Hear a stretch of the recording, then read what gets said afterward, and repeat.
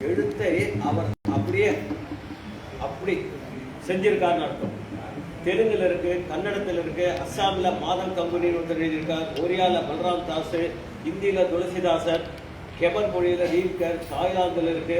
இதை தவிர நம்ம சாதாரணமாக உள்ள யோக ராமாயணம், அத்தியாத்ம ராமாயணம், அற்புத ராமாயணம், ஆனந்த ராமாயணம், பாசுரப்படி ஆழ்வார்கள் கூடிய பாசுரப்படி ராமாயணம், காயத்ரி ராமாயணம் எல்லாம் இருக்கு. நம்ம இந்து சமுதாயத்தில் பார்த்தோம்னா வழிப்பறி செய்த ஒரு வேடன் அவன் தான் வால்மீகி. அவன் பின்னாடி வந்து பெரிய முனிவன் அவன் தான். குகன் நட்புக்கு உதாரணமாக எடுத்து காட்டினான். ஸோ மீனவ பெண்ணின் மகன் வந்தான், அவன் தான் நமக்கு எல்லாத்தையும் வேதத்தையே வகுத்து கொடுத்தான். அதான் அடுத்த வாரத்தில் குரு பூஜை வரப்படுது. வேதவியாசர் அவரு மீனவர் மகன். அந்த காலத்தில் இல்லையா, இந்த காலத்திலேயும் ஒரு மீனவர் குடும்பத்தில் பிறந்த நம்ம கேரளா நாட்டிலிருந்து இன்று உலகத்தையே ஆண்டு கொண்டிருக்கிற மாதா அமிர்தானந்தம் அம்மா இருக்காங்க. அவங்களுடைய அந்த சக்தி பார்க்கும்போது நமக்கு தெரியும். பட்டத்திரி இருக்காங்க, எல்லாம் மனுஷன், அதெல்லாம் விட்டு அதுக்கப்புறம் தான் குருவாயூர்ல பிறந்த அந்த கேசவன், அந்த யானையை நினைச்சு பாருங்க. யானைன்னு சொல்ல முடியுமா? சொல்லவே கூடாது.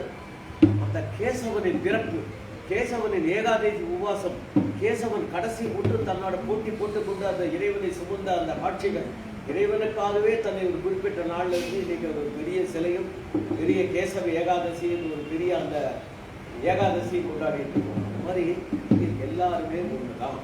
இங்க பண்டுக்கு மோட்சம் கொடுத்துருக்கோம், சிலந்திக்கு மோட்சம் கொடுத்துருக்கோம். அப்படிதான் விவேகானந்தர், சுவாமி விவேகானந்தர் அமெரிக்காவில் சிகாகோ சுற்றுப்பயணம் பல இடங்கள்ல போனார், பேசினார். ஒரு நிருபர், பத்திரிகை நிருபர் கேட்டாராம், நீங்க மேற்கத்திய கலாச்சாரம் உங்க தெற்கத்திய உங்க இந்து கலாச்சாரத்துக்கு என்ன வித்தியாசம்? ஒரே ஒரு வார்த்தையில சொன்னார், உங்க மேற்கத்திய கலாச்சாரத்துல உங்க தங்கையை தவிர மற்ற அத்தனை பேரையும் மனைவின்னு நினைக்கிறீர்கள்.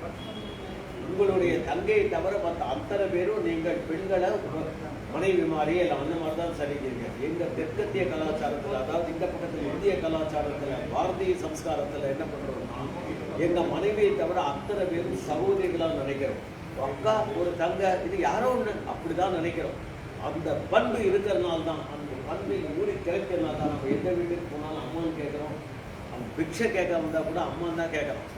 பிக்ஷை கேட்க வந்தால் கூட அம்மான்னு கேட்குற அளவுக்கு, அந்த அளவுக்கு இந்த நாட்டில் இருந்த பண்புகளும் அந்த இருந்தனால தான் இருந்தது. இந்த தெய்வ உணர்வுங்கிறது மீராவுக்கும் ஆண்டாளுக்கும் எடுத்து பார்த்தா, அங்கே எங்கேயோ பிறந்த ராஜஸ்தானில் பிறந்த மீராவுக்கும் கண்ணன், இங்கிருந்த பிறந்த ஆண்டாளுக்கும் கண்ணன். அங்கிருந்த ராமனுக்கு இந்த ராமேஸ்வரம் மண் தெய்வமா இருந்தது, இங்கிருந்து போன சேரன் செங்குட்டவனுக்கு அந்த கல் தெய்வமா இருந்தது.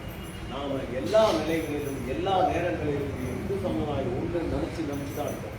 இந்த பஜனை பாடுறோம், இது போகிறோம், அடுத்த 30 நாட்கள் ராமாயணம் நம்ம கோஷம் சொல்ல போகிறோம், வார்த்தை சொல்ல போகிறோம். இதெல்லாம் இருக்குன்னா இதுவும் இருக்கு. கைதட்டி பாடணும்னு சொல்லியிருக்கான், நாம சங்கீதம் சொல்லுன்னு சொல்லியிருக்கான். இன்னைக்கு பெரிய பெரிய பாட்டில் பெரிய பெரிய குடியிருப்புல இடத்துலாம் போனால் கைதட்டுறது எக்ஸசைஸ் பெரிய செஞ்சுட்டு இருக்காங்க. இதை அன்றைக்கே நம்ம செஞ்சிட்டோம். வாய் திறந்து பேசுங்கிறான், வாய் திறந்து பாடுங்கன்னா, அதெல்லாம் இருந்ததுனால தான் இன்னைக்கு நம்ம எல்லாம் முடியுது. 9 வித பக்தி இருக்கு நமக்கு சொல்லியிருக்கோம். அந்த இலக்கியத்திலேயே நம்ம சம்ஸ்கிருதத்திலேயே நம்மளுடைய வழிமுறைகளில் 9 விதமான பக்திகள் இருக்கு. சவணம், கீர்த்தனம், மரணம், பாதகேசவம், அர்ச்சனம், வந்தனம், தாசியம், சத்தியம், ஆத்ம நிவேதனம், ரொம்ப ஒவ்வொரு உதாரணம் நிறைய இருக்கு. ஆனால் நாம் எடுத்துக்கொண்ட இந்த நாம சங்கீர்த்தனை எடுத்துக்கொண்டு இந்த ராமநாமத்தோடு இருந்து முழுவதுமாக நாம் இருக்க வேண்டும். இந்த சத்சங்கத்தை பாரதிய சம்ஸ்கிருதம் 8வது வருஷமாக இல்லந்தவங்க ராமாயணத்தை இருக்கிறார்கள். கேரளாவில் நாலம்பலம் என்று ஒரு 4 கோயில் இருக்கான். இங்கே வந்து தான் அந்த நாலம்பலம் எனக்கு ஒன்று தான் திப்ரியார் மட்டும்தான் தெரியும். அதுக்கு இந்த நாட்களில் போவதும் எல்லாம் விசேஷம். திருநெல்வேலி எப்படி சிவராத்திரி போது 8 கோயில் போகிற மாதிரி, கிரிவலம் போகிற மாதிரி ரொம்ப விசேஷம் சொன்னாங்க. அந்த மாதிரி ஒரு அவ்வளோ புகழ்பெற்ற இந்த ராமர் அப்படிங்கிறது ஒரே ஒரு வரி படுத்துகிறோம். நம்ம இந்த ராமநாமத்தை எப்போதும் சொல்லுவோம், எங்கே வேணாலும் சொல்லுவோம், மனசுக்கு அமைதி தேடும் போதும் சொல்லுவோம். ராமரை எல்லா நாளும் முன்மாதிரியாக ஏற்றுக்கொள்வோம் அப்படின்னு சொல்லி, ஒன்னே நம்முடைய மதுரை சொப்பனம், ஒன்னே சங்கல்பம், ஒன்னே நம்முடைய மதுரை சொப்பனம், ஒன்னே சங்கல்பம், ஒன்னே நம்முடைய மானசதாரி ஸ்பந்தன விருது தந்தனம் என்று மலையாளத்தில் ஒரு வரி இருக்கிறது. அதை சொல்லி இந்த அருமையான வாய்ப்பு, இந்த ராம பக்தர்களுடைய ஒரு பேசுவதற்காக எனக்கு ஒரு சின்ன பாஷனை என்று சொன்னார், சின்ன பௌதிகம் என்று சொன்னார். அதை கொடுத்த இந்த நமக்குள்ளே ஒரு அடுத்த வீடு பக்கத்து வீடெல்லாம் நம்ம சகோதரர் ஏற்பாடு பண்ணியிருக்கார். இந்த இடத்துல வந்து பேசி இந்த சகோதரிகள் எனக்கு இந்த வாய்ப்பை ஏற்படுத்தி கொடுத்திய என்னுடைய தாய்கள் தந்தத்துக்கு என்னுடைய மகிழ்ச்சியை நேரத்தை தெரிவிக்கிறேன். எல்லாரும் ராமநாமத்தை இடையராத சொல்லும், ராமநாமத்தை சொல்லிக்கொண்டே இருக்கும். அதனால தான் எந்த மூச்சு இருந்தாலும் மூச்சு இல்லாட்டாலும் ராமநாமம் சொல்லலாம், அந்த இடங்களிலேயும் சொல்லலாம். அதுக்கு சொல்லுவோம், நிறைய சொல்லுவோம், இடையராத சொல்லுவோம், எங்கும் எடுத்து சொல்லுவோம். மன மகிழ்ச்சியோடு இருக்க இந்த ராமநாமம் இருக்கட்டும். ஸ்ரீராம் ஜெயராம். ஜெய் ஸ்ரீராம். ஜெய் ஸ்ரீராம். ஜெய் ஸ்ரீராம். ஜெய் ஸ்ரீராம்.